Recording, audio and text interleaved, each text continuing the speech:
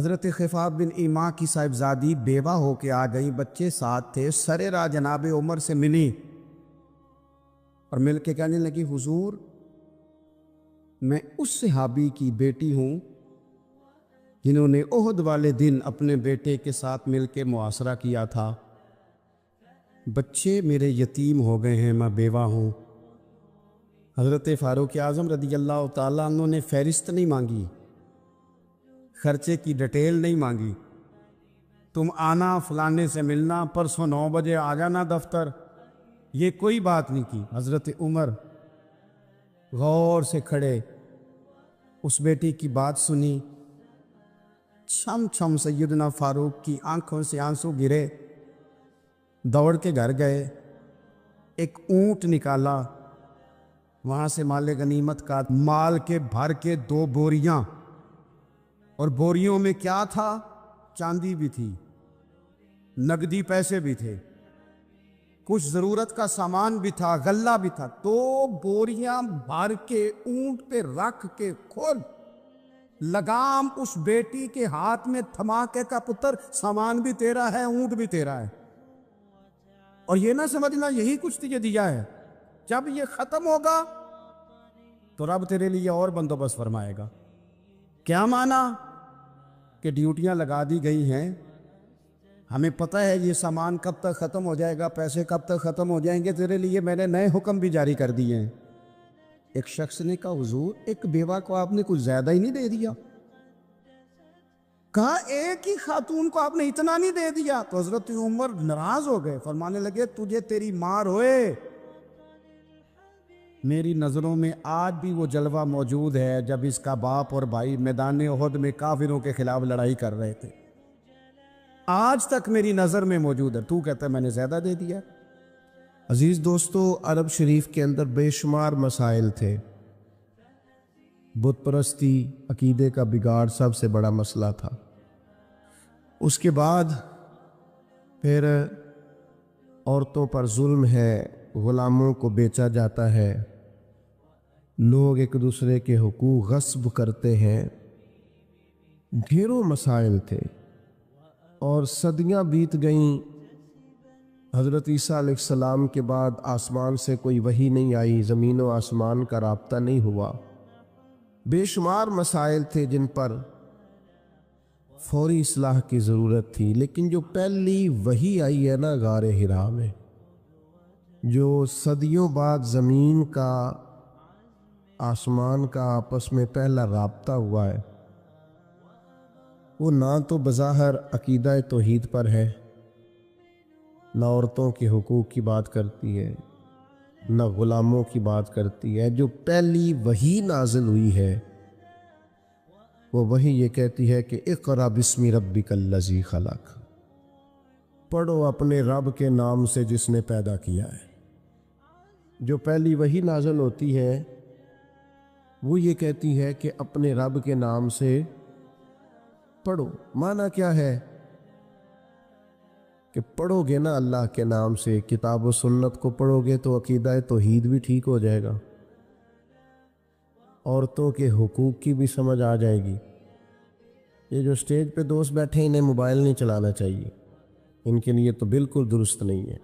اللہ سلامت رکھے آپ حضرات کو۔ توجہ تقسیم ہوتی ہے نا، سامنے والے تو آپ کو دیکھتے ہیں، توجہ تقسیم ہوتی ہے، آپ مہربانی فرمائے صرف سنیں۔ نیچے چلے بیٹھے ہیں، ان کا معاملہ ہو رہا ہے۔ بھائیوں، پہلی وحی جو نازل ہوتی ہے وہ علم کی بات کرتی ہے۔ تعلیم اتنی بڑی روشنی ہے جس کی وجہ سے سارے اندھیرے ہی ختم ہو جاتے ہیں۔ بعض اوقات نا اندھیرے زیادہ ہوتے ہیں اور اس اندھیرے کی وجہ سے موذی بھی زیادہ جمع ہو جاتے ہیں۔ کسی کمرے میں اندھیرا ہو تو سانپ بھی آ گیا، بچھو بھی آ گئے، چھپکلیاں بھی آ گئیں۔ اب اگر آپ اندھیرے میں ان سب کو مارنا چاہیں گے تو نہیں مار سکیں گے، ہاتھ نہیں آئیں گے، تکلیف ہوگی۔ ان سارے موذی جانوروں سے بچنے کا بہترین حال یہ ہے کہ کمرے میں اجالا کر دیں۔ آپ کے لائٹ جلاتے ہی بہت سارے جانور تو ویسے ہی بھاگ جائیں گے، مارنے ہی نہیں پڑیں گے۔ تو یاد رکھیے کہ اندھیرا کفر کا ہو، شرک کا ہو، ظلم کا ہو، جبر کا ہو، اس کا علاج کیا ہے کہ علم کا چراغ روشن کر دو۔ علم کی روشنی آپ کو پتہ ہے جو جاہل پیر ہوتا ہے نا، وہ اپنے آستانے پہ مدرسہ نہیں بناتا۔ کیوں؟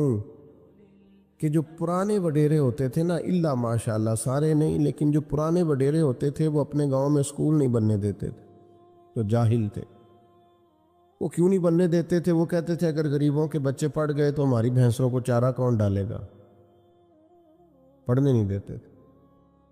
جاہل پیر اپنے آستانے پر مدرسہ نہیں بننے دیتا، اس کو پتہ ہوتا ہے اگر یہ بچے پڑھ گئے تو مجھے پیر کون مانے گا، میرا تو سودا ہی جہالت کی وجہ سے بکتا ہے، اگر یہ پڑھ گئے تو پھر مجھے تھوڑی مانے گے، ان کو سمجھ آ جائے گی کتاب و سنت کیا کہتی ہے۔ علم کی روشنی، کتاب و سنت کا علم، یہ آپ کو باطنی طور پر توانا کرتا ہے۔ یہ دور آیا ہے لوگ موٹیویٹ ہونا چاہتے ہیں، اس کے لیے موٹیویشنل اسپیکرز کے پاس جاتے ہیں کہ مجھے قائل کر دیا جائے۔ میاں بیوی کے باہمی معاملات ایک بہت بڑا اور اہم ایشو ہوتا ہے۔ آپ کو پتہ ہے کسی گھر کے اندر گھر بھی کشادہ ہو اور اولاد بھی ہو، ساری نعمتیں موجود ہوں، لیکن میاں بیوی کا پیار نہ ہو، اس گھر میں رہا نہیں جا سکتا۔ ساری آسانیوں کے باوجود اس گھر میں اذیت ہوتی۔ اب اس پر کتابیں لکھی جاتی ہیں، اب تو باقاعدہ سیشن ہونے لگے ہیں، لوگ موٹیویٹ ہوتے ہیں کہ حقوق کا پتہ چلے، ایک دوسرے کے ساتھ گزارا کیسے کرنا ہے۔ میں کہتا ہوں آپ ساری تعلیمات چھوڑیں، قرآن و سنت سے فیض لیں، آپ کا سینہ روشن کر دے گا۔ ایک جملہ قرآن مجید کا، ہن لباس لکم وانتم لباس لہن، مرد عورت کا لباس ہے، عورت مرد کا لباس ہے۔ یہ ایک جملہ قرآن مجید کا، صرف ایک، مرد عورت کا لباس ہے اور عورت، یہ صرف ایک جملہ سمجھ میں آ جائے نا، آپ کبھی غور کریں تو آپ کو اندازہ ہوگا۔ بڑی باتیں یہاں، بڑے خوبصورت پہلو علماء تفسیر نے چھیڑے ہیں۔ 3 باتیں عرض کرتا ہوں۔ علماء نے لکھا ہے مرد عورت کا لباس ہے۔ یہ دیکھیں کتاب و سنت کے علم کی روشنی کا کیا حال ہے۔ مرد عورت کا لباس ہے اور عورت مرد کا لباس ہے۔ فرماتے ہیں پہلی بات یہ ہے کہ گرمی ہو یا سردی ہو، جسم کو موسم کی شدت سے لباس ہی بچاتا ہے۔ آپ یعنی سخت گرمیوں میں بھی لوگ کہتے ہیں سر پہ کپڑا لے لو تاکہ دھوپ کی تمازت سے بچ سکو۔ گرمی ہو یا سردی ہو، موسم کی شدت سے لباس بچاتا ہے۔ تو میاں بیوی بھی ایک دوسرے کو حالات کی شدت سے بچاتے ہیں۔ اس رشتے کی خوبصورتی ہے۔ پھر آپ یہ دیکھیں کہ بعض اوقات جسم پر دھبے ہوتے ہیں، عیب ہوتے ہیں، لباس پہن لیں تو سارے چھپ جاتے ہیں۔ معنی کیا ہے؟ میاں بیوی ایک دوسرے کے عیب چھپاتے ہیں۔ پھر انسان کتنا بھی خوبصورت کیوں نہ ہو، بغیر لباس کے خوبصورت نہیں ہوتا۔ اللہ کرے آپ کو سمجھ آئے۔ لوگ یہ نہیں کہتے بندہ اچھا لگ رہا ہے، کہتے ہیں کپڑے کتنے اچھے لگ رہے ہیں، یہ لباس پہنا ہے، اس میں آپ کتنے سجے، کتنے پیارے لگ رہے۔ دین نے کہا میاں بیوی ایک دوسرے کا لباس ہے، مرد بیوی کی وجہ سے سجے گا، عورت خامند کی وجہ سے زینت پائے گی۔ تو قرآن مجید کا جو علم ہے، قرآن مجید کی جو تعلیمات ہیں، کتاب و سنت کے جو ارشادات ہیں، وہ تازہ دم کریں گے۔ جب تک امت قرآن مجید سے رہنمائی لے گی، جب تک امت قرآن مجید کی طرف رغبت کرے گی، حدیث پاک کی طرف توجہ کرے گی، یہ آسان زندگی گزارے گی۔ لیکن ہم نا برکت کے لیے تو قرآن مجید پڑھتے ہیں، نئی دکان شروع کرتے ہیں لوگ، تلاوت کراتے ہیں نا وہاں، کس لیے؟ تلاوت تو اس لیے کرانی چاہیے تھی کہ میں دکان اس طرح چلاؤں گا جس طرح قرآن بتاتا ہے، میں اس طرح تجارت کروں گا جو احکامات، اس لیے کرانی چاہیے تھی نا۔ لیکن عجیب فلسفہ ہے نا، قرآن پڑھایا جا رہا ہے دکان پہ، اور اگر کام سارے وہ ہوں جو قرآن مجید کی تعلیم کے مخالف ہے تو برکت آئے گی قرآن پڑھنے سے؟ آپ تجارت اس طرح کریں جو تعلیم قرآن ارشاد فرماتا ہے، آپ صرف برکت دیکھیں جی میں نے نیا مکان بنایا ہے تو قرآن پڑھا لو، کس لیے؟ آپ یہ بتائیں کہ آپ نے مکان اسی طرح بنایا نا حلال پیسوں کا جو قرآن بتاتا ہے، آپ اس میں زندگی اسی طرح گزاریں گے جو قرآن تعلیم دیتا ہے؟ تعلیم قرآن کے مطابق قرآن کہتا ہے یا ایھا الذین آمنوا قوا انفسکم واہلیکم نارا، اے ایمان والو خود بھی جہنم سے بچو اور اپنے گھر والوں کو بھی جہنم سے بچاؤ۔ یہ قرآن مجید گھر بتانے کا طریقہ بتاتا ہے کہ کوئی ایسا کام نہ کرنا جو دوزخ میں لے جائے، تم نے خود بھی بچنا ہے۔ حضرت عمر رضی اللہ تعالیٰ عنہ نے یہ آیت نازل ہوئی تو نبی کریم علیہ السلام سے پوچھا یا رسول اللہ اس کا معنی کیا ہے؟ خود بھی دوزخ سے بچو اور اپنے گھر والوں کو بھی بچاؤ، اس کا کیا معنی ہے؟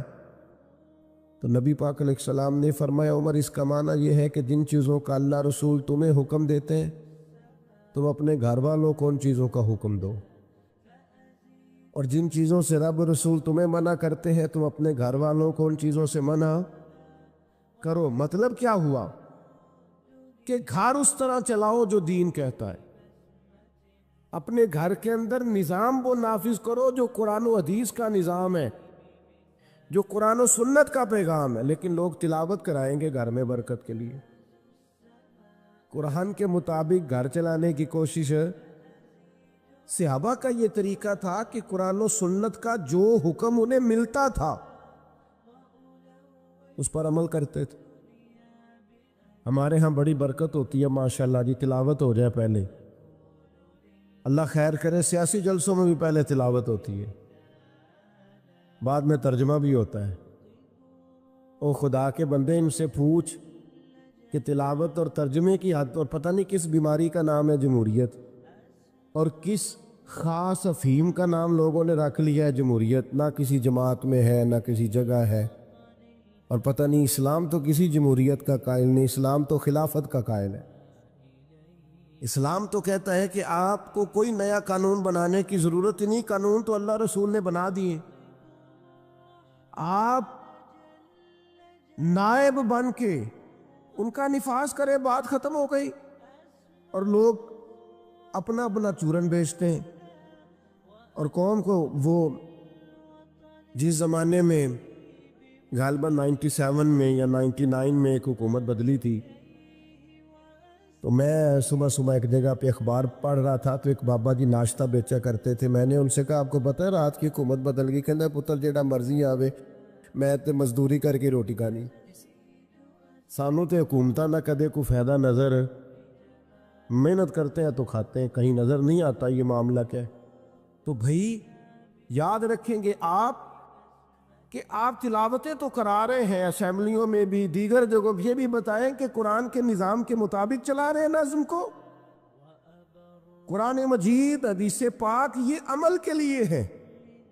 ہمارے ہاں جلسے ہوتے ہیں، کتنے گھنٹے کی تقریر ہوئی؟ 3 گھنٹے کی۔ کتنے گھنٹے کی تقریر ہوئی؟ 2 گھنٹے۔ کتنے گھنٹے کی تقریر ہوئی؟ 1.5 گھنٹے کی۔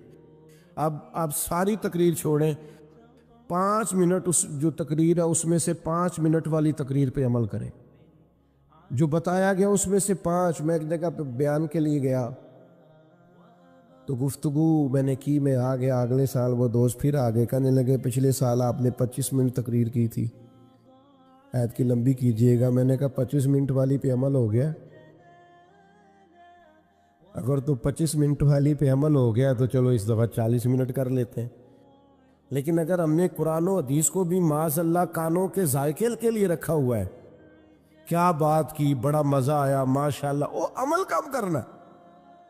صحابہ کرام نے کتاب و سنت کو لیا تو وہ سمجھتے تھے یہی تعلیمات نجات ہے، جو حکم آیا عمل کیا۔ اللہ نے فرمایا لن تنالوا البر حتی تنفقوا مما تحبون، تم ہرگز بھلائی کو نہیں پہنچو گے جب تک اپنی پیاری چیز خرچ نہ کرو۔ بل اللہ مولاکم، فرمایا بلکہ اللہ تمہارا مولا ہے، وَهُوَ خَيْرُ النَّاصِرِينَ، اور وہ بہترین مددگار ہے۔ وہ جو رب تمہارا مولا ہے وہ بہترین مددگار ہے۔ اور اگر وہ مدد کرے تمہاری، سورہ آل عمران میں آگے جا کے ارشاد فرمایا اگر اللہ مدد کرے تو پھر تم پر کوئی غالب نہیں آ سکتا، اور اگر وہ تمہاری مدد چھوڑ دے تو پھر کوئی تمہاری مدد کر سکتا؟ کوئی مدد نہیں کر سکتا۔ بدر کی جنگ بھی اور فتح مکہ بھی رمضان المبارک میں ہوا ہے۔ میں دونوں پر غور کر رہا تھا تو ایک نیا مضمون میرے ذہن میں آنے لگا۔ بدر کی جو جنگ ہے اس میں بھی ایک عجیب انقلاب آیا ہے کہ 313 نے 1000 سے مقابلہ کیا، اور جن 1000 سے مقابلہ کیا وہ اسلحے سے لیس تھے، اور یہ جو 313 ہیں ان کے پاس 6 زرہیں، 8 تلواریں، چند گھوڑے، لیکن اللہ نے کامیابی دی تو خود رب نے بیان کیا کس طرح دی۔ فرمایا وَلَقَدْ نَصَرَكُمُ اللَّهُ بِبَدْرٍ وَأَنْتُمْ أَذِلَّةٌ۔ وہ کامیابی اس طرح ملی ہے کہ رب نے تمہاری مدد کی تھی، تم تو کمزور تھے، اللہ نے بدر میں تمہاری مدد کی، تم جیت گئے۔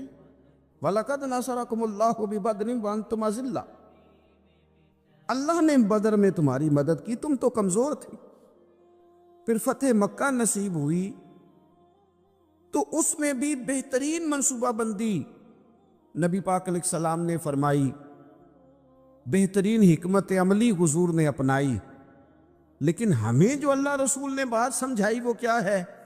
اذا جاء نصر اللہ والفتح، فرمایا جب اللہ کی مدد آئی اور فتح نصیب ہو گئی۔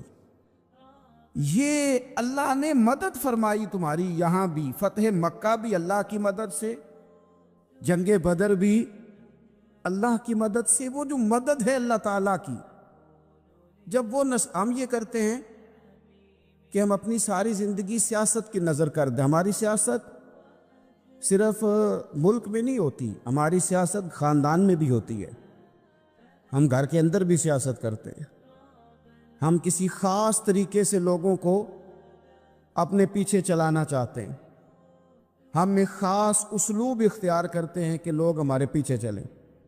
اس کا نقصان ہمیں یہ ہوتا ہے کہ سیاست جو ہوتی ہے یہ شطرنج کے ہیر پھیر کی طرح ہوتی ہے، تو اس کے راز بڑی جلدی کھلنے لگ جاتے ہیں، پتہ چل جاتا ہے کہ بندہ مخلص نہیں تھا، سیاست کر رہا تھا، طریقے سلیقے سے اس نے جوڑ کے رکھا ہوا تھا۔ ہم ہر جگہ سیاست کے بل بوتے پر چیزوں کو لے کے چلنا چاہتے ہیں، سیاستیں ناکام ہو جاتی ہیں، سیانے لوگ فیل ہو جاتے ہیں، بچتا صرف وہی ہے جس کے پیچھے رب تعالیٰ کی مدد شامل حال ہوتی ہے۔ اپنی زندگی کے اندر ہم جو کچھ بھی کر رہے ہیں، جس شعبے سے بھی ہمارا تعلق ہے، آج ہم نے اس بات پہ غور کرنا ہے کہ پہلے تو یہ غور کر لیں کہ جو کام ہم کر رہے ہیں کیا وہ کام ایسا ہے کہ اس میں اللہ کی مدد ہمیں ملے گی؟ اگر آپ کوئی معاذ اللہ ناجائز کام کر رہے ہیں، فعل حرام کا ارتکاب کر رہے ہیں، تو اس میں تو مدد الہی آئے گی نہیں۔ پہلے تو یہ دیکھیں جو کر رہے ہیں وہ کام مدد الہی والا ہے، اور اگر اللہ تعالیٰ کی مدد والا وہ کام ہے پھر اس پر غور کریں کہ کیا ہم نے مالک سے مدد کا سوال کیا ہے، ہمیں مدد میسر آ رہی ہے۔ وہ میں نے بزرگوں سے ایک بات سنی تھی، وہ بڑی یاد رہ گئی۔ وہ فرمایا کرتے تھے قابلیت بھی بڑی چیز ہے لیکن قبولیت سب سے بڑی چیز ہے۔ قابل ہونا بھی بڑی بات ہے لیکن زیادہ بڑی بات یہ ہے کہ اس کی بارگاہ میں قبول بھی ہے کہ نہیں۔ اپنی زندگی میں اللہ کی مدد کی طرف بڑھیں، مالک کی مدد کا حصول اختیار کرنے کی کوشش کریں، اللہ کے ساتھ اپنے آپ کو جوڑیں۔ اگر اللہ کی مدد نصیب ہو، یہ جو ہم جتنا ڈرتے رہتے ہیں، سہ میں رہتے ہیں، پریشان رہتے ہیں کوئی کیا کر دے گا، ہمارے ہاں نا ہر شعبے میں معاذ اللہ ایک مافیا ہے، الا ماشاء اللہ۔ وہ مافیا کہتا ہے میرے ساتھ ملو گے تو میں چلنے دوں گا ورنہ میں نہیں چلنے دوں گا، مارکیٹ میں آ ہی نہیں سکتا فلانا بندہ کیونکہ یہاں ہمارا قبضہ ہے۔ اور میرے بھائی پھر بہت سارے لوگ جن کی نیتیں اور ارادے بڑے اچھے ہوتے ہیں شروع میں، وہ بھی اس مافیا کا شکار ہو جاتے ہیں اور ان کے رنگ میں رنگ جاتے ہیں۔ یاد رکھنا، کسی شخص کی بلیک میلنگ کا کبھی شکار نہ ہونا، کبھی کسی کی میٹھی اور مسجع مکفہ باتوں کا شکار نہ ہونا، کوئی کیا کر سکتا ہے اگر اللہ مددگار ہو تو؟ جس کو رب کریم اٹھانا چاہے اسے کوئی گرا سکتا ہے؟ ہم یہ ڈرے ڈرے سہمے سہمے پریشان پریشان فیصلہ کرنے کی طاقت نہیں، مجھے چلنا چاہیے کہ نہیں، اٹھنا چاہیے کہ نہیں، کرنا چاہیے، اٹھ باندھ کمر کیوں ڈرتا ہے؟ پھر دیکھو خدا کیا کرتا ہے۔ حضرت عبداللہ ابن عباس فرماتے ہیں میرے نبی پاک علیہ السلام نے میری تربیت فرمائی، حضور نے میری تربیت فرمائی، اور محبوب پاک علیہ السلام نے فرمایا عبداللہ یاد رکھنا، یہ نوجوان دوست میری بات لکھ لیں، پریشان لوگ میری بات لکھ لیں، جن کے پاس قوت فیصلہ نہیں وہ اس بات کو لکھ لیں۔ حضرت عبداللہ ابن عباس فرماتے ہیں میرے نبی پاک علیہ السلام نے مجھ سے فرمایا تھا عبداللہ سن، اگر ساری دنیا مل کے تیرا کوئی نفع کرنا چاہے، کر نہیں سکتی جب تک میرے رب کی رضا نہ ہو، اور فرمایا ساری دنیا مل کے تیرا کچھ بگاڑنا چاہے تو عبداللہ بگاڑ نہیں سکتی جب تک رب کریم کی حکمت کا تقاضا نہ ہو۔ لوگوں سے ڈرنا، لوگوں کی طرف دیکھنا، ماحول دیکھ کے اپنے راہ کا تعین کرنا، ہر بندے کے خیالات کے مطابق ڈھلنے کی کوشش کرنا، فلانا نہ ناراض ہو جائے، فلانا نہ ناراض ہو جائے، وہ جس نے ہونا ہو جائے، بس رب رسول ناراض نہ ہو۔ اپنی زندگی میں اپنے مالک کو مولا جان کے، بل اللہ مولاکم، اللہ تمہارا مولا ہے، وَهُوَ خَيْرُ النَّاصِرِينَ، وہ بہترین مددگار ہے۔ توجہ جب بھی کریں رب کی جانب کریں، اپنے دل کا قبلہ درست رکھیں، سوچوں کے زاویے سیدھے رکھیں۔ میرے بھائی، مالک جب بندوبست کر دے نا، جب مالک بندوبست کر دے، پھر ایسا بندوبست کرتا ہے کہ لوگوں کے پاس نا چارہ نہیں رہتا۔ حضرت مریم رضی اللہ تعالی عنہا پاک باز تھی، مسجد میں رہی تھی، پر مالک کی حکمت کے تقاضے بڑے عجیب ہیں نا۔ پھر جناب مریم کو اللہ تعالیٰ نے بغیر شوہر کے اولاد عطا کر دی۔ یہ بات یہ ایسی تھی، کسی نے کہا تھا کہ مخلوق تو فنکار ہے اس درجہ کے پل بھر میں سنگے در کعبہ سے بھی اصنام تراشے، تم کون ہو کیا چیز ہے داغ کبابی، لوگوں نے تو مریم پہ بھی الزام تراشے۔ تو لوگوں نے کہا کدھر سے لے آئی بچہ، تیرا باپ تو ایسا نہیں تھا، کہاں سے لے آئی؟ اللہ کرے میں آپ کو سمجھا سکوں، ذرا اپنے آپ کو وہاں کھڑا کریں کہ ایک پاک باز عورت، پاک باپ کی بیٹی، طیب ماں کی بیٹی، اور اللہ کے گھر میں پرورش پانے والی خاتون، ایک وہ وقت اور ایک یہ وقت کہ اس عورت کو کٹہرے میں کھڑا کر کے پوچھا جا رہا ہے کہ معاذ اللہ تیری گود میں بچہ جائز نہیں ہے، کہاں سے لائی ہے؟ اب خود سے صفائیاں بندہ کتنی کو دے، کتنی کو وضاحتیں کرے۔ اور میں نے تو اپنی زندگی میں دیکھا ہے زیادہ وضاحت دینے والے کو بھی لوگ جھوٹا سمجھنے لگ جاتے ہیں، زیادہ وضاحت دینے پر بھی لوگ کمزوری کا اظہار سمجھتے ہیں کہ کمزور پڑ گیا۔ آپ صلح کی کوشش کرتے ہیں، سامنے والا بزدل سمجھ لیتا ہے، زیادہ وضاحتیں بھی کمزور کر دیتی ہیں۔ اب حضرت مریم کو کٹہرے میں کھڑا کر کے کہا بچہ کس کا ہے؟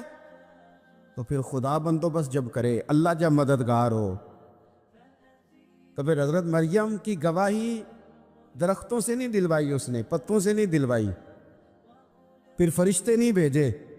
حضرت مریم کہنے لگی مجھ سے نہ پوچھو، وہ جو پنگوڑے میں ہے اسی سے پوچھ لو، ان سے پوچھو نا، وہ کون ہے پوچھ لو، ان سے کر لو سوال۔ انہوں نے کہا پنگوڑے میں چند دنوں کا بچہ یہ جواب دے گا؟ مددگار تھا رب، ان کی برات کا اعلان کرنا تھا مالک نے، اور جب مالک اعلان کر دے، جب مالک تیری صفائی دینا چاہے، جب مالک تجھے دنیا کے سامنے نکھارنا چاہے، تو پنگوڑے میں لیٹے حضرت عیسیٰ بول کے کہنے لگے انی عبداللہ آتانی الکتاب، فرمایا میں اللہ کا بندہ ہوں، رب نے مجھے کتاب عطا کر کے نبی بنا کے دنیا میں بھیجا ہے۔ میں اللہ کا بندہ ہوں، کتاب لے کے آیا ہوں، نبی بن کے آیا ہوں۔ پھر پنگوڑے سے اعلان ہو گیا، پھر بچہ بول پڑا، اور یہ ایک دفعہ نہیں بات ہوئی۔ یہ بنی اسرائیل میں ایک جریج نام کے شخص بھی تھے جو نماز پڑھ رہے تھے، بعض نے لکھا ہے نفل نماز تھی، اماں نے پکارا تو آئے نہیں، تو ماں کے منہ سے نکل گیا تو اتنی دیر تک مرے گا نہیں جب تک کسی بے حیا عورت کا منہ نہ دیکھ لے۔ تو وہ عبادت گزار تھے، لیکن لوگوں نے ان کی عبادت، ریاضت، پرہیزگاری کو نہیں دیکھا، بس ایک عورت کو بھیج کے الزام لگوا دیا۔ وہ عورت آیا جایا کرتی تھی، اب آ جاتی ہیں عورتیں، مسئلہ پوچھنے کی نیت سے بھی آ جاتی ہیں۔ ماحول میں کچھ جگہ ایسی بھی ہیں جہاں عورتیں دم کرانے کے بہانے آ جاتی ہیں۔ وہ خاتون آتی جاتی تھی اس خانقاہ پہ، آستانے پہ، یہ بخاری میں موجود ہے، پھر اس نے کہا میری گود میں جو بچہ ہے یہ انہی کا ہے۔ مجھے بتائیں کیسے بندہ وضاحت دے؟ حالات خراب ہو گئے، لوگ کٹیا جلانے لگے، ماحول اور طرح کا بن گیا۔ میرے نبی پاک علیہ الصلوۃ والسلام فرماتے ہیں پھر اس رب کے بندے نے کہا مالک تو کریم ہے، تیری مشیت کا تقاضا آیا جو میری ماں نے جملے بولے تھے، پر اب میں وضاحت دینے کے قابل نہیں رہا، اب تو ہی کرم کرے گا تو دروازہ کھلے گا۔ تو وہ چند دنوں کا بچہ پنگوڑے میں بول کے کہنے لگا میں اس درویش کا نہیں، میں تو فلانے چرواہے کا بچہ ہوں، وہ جو بکریاں چراتا ہے۔ رب کی مدد کو پکارے، اپنے ساتھ اپنے مالک کی مدد کو شامل کریں، تھوڑے رزق پر بھی گزارا اچھا ہونے لگ جائے گا۔ سارے لوگ آپ کو گرانے کی تدبیریں کر رہے ہوں گے اور مالک آپ کو عزتیں عطا فرما دے گا، اس کی بارگاہ سے حکمت کا تقاضا اور ہو جائے گا۔ ہم نے ساری زندگی لوگوں کو راضی کرنے میں گزار دی، ساری زندگی بڑھاپا آ گیا بچوں کو پالتے، اور بچوں نے آخری عمر میں کہہ دیا ابا اگر کوئی ڈھب کا کام کر لیتے تو آج ہمارے دن بھی پھر نہ جاتے۔ ساری زندگی گزار دی بہن بھائیوں کو راضی کرنے میں، ساری زندگی گزار دی ذمہ داریاں اٹھانے میں، ان کو 99 دفعہ دیا، ایک دفعہ نہیں دیا تو انہوں نے کہہ دیا تو نے تو کبھی دیا ہی نہیں، تو تھا ہی نہیں۔ ساری زندگی محلے داروں، علاقے والوں کو راضی کرنے میں گزار دی، اور میں نے ایسے لوگ بھی دیکھے دین کے لیے وقت گزارا، لیکن جب بڑھاپے میں دانت کام نہ کرتے تھے تو وقت کے مفتیوں کو بھی مسجدوں کی کمیٹیوں نے کہہ دیا اب آپ کی سمجھ نہیں آتی، ہم نے خطیب کو یور رکھنا ہے، نہ دیکھو دنیا کی طرف، دنیا رلا دیتی ہے، نہ راضی کرو بندوں کو، بندے تھکا دیتے ہیں، نہ پیچھے بھاگو ہر وقت دنیا داروں کے، یہ انسان کو کمزور کر دیتے ہیں، وہ تو کریم ہی بڑا ہے، 2 آنسو زمین پر بعد میں گرتے ہیں، بندے کے گناہ سارے پہلے معاف فرما دیتا ہے۔ اللہ کی مدد کا حصول، اپنے مالک کی مدد کی طرف بڑھنا، آپ کو بدر کی جنگ بھی یہی درس دے گی، آپ کو احد کا میدان بھی یہی سبق دے گا، فتح مکہ بھی یہی سبق دے گا۔ میرے دوستو، جب رب مدد فرمائے، جب اللہ مددگار بنے، دوستوں سے ایک بات اکثر کرتا ہوں، میں کہتا ہوں کہ جتنے درد سے آپ امیر کو اپنی کہانی سناتے ہیں نا، اور جس طرح آپ کے آنسو بات کرنے سے پہلے گر جاتے ہیں کہ غریب ہیں، بچیاں ہیں، کاروبار میں، او میرے سنگیو، اس سے آدھے آنسو اپنے رب کی بارگاہ میں بکھیرو، اس کے حضور عرض گزار ہو جاؤ، اس سے طلب کرو۔ ایک وقت انسان پر زندگی میں ایسا آتا ہے کہ اسے یوں محسوس ہوتا ہے کہ میرا سایہ بھی ذرا سا پیچھے ہٹ گیا ہے، اسے یوں لگتا ہے کہ میں کسی سہارے پہ ہاتھ ڈالتا ہوں تو وہ بھاگ جاتا ہے مجھ سے، لیکن مالک کی بارگاہ ایسی عظیم بارگاہ ہے، رب رسول کے آستانے اتنے بڑے ہیں کہ آپ جب وہاں کشکول طلب دراز کرتے ہیں تو جھولی پھیلانے میں دیر لگتی ہے، ان کو بھرنے میں تو کوئی دیر نہیں لگتی۔ ہم نے اپنا سوچ کا قبلہ ہی دنیا کو بنا لیا ہے۔ یہ جو اللہ والوں کی مدد ہے یہ تو اللہ ہی کی مدد ہے، لیکن یہ جو سیٹھوں کی طرف توجہ کرنا، نوابوں کی طرف توجہ کرنا، دنیا داروں کی طرف توجہ کرنا اور اپنا مزاج اس طرح کا بنا لینا، یارو گردن کو جھکا دیتا ہے خیرات کا پتھر، جہاں میں مانگنے والوں کے سر کبھی اونچے نہیں ہوتے۔ اور اقبال کہتے ہیں غیرت ہے بڑی چیز جہان تگ و دو میں، پہناتی ہے یہ فقر کو تاج سردارا۔ میں عرض کروں گا کہ اپنی آپ جب توجہ کا قبلہ اللہ رسول کو بنائیں گے تو رب فرماتے وَيَرْزُقْهُ مِنْ حَيْثُ لَا يَحْتَسِبُ، میں نہ تجھے وہاں سے رزق دوں گا جہاں سے کبھی تیرا گمان بھی نہیں کیا ہوگا، کہ یہاں سے بھی مل سکتا ہے، تو نے سوچا بھی نہیں ہوگا۔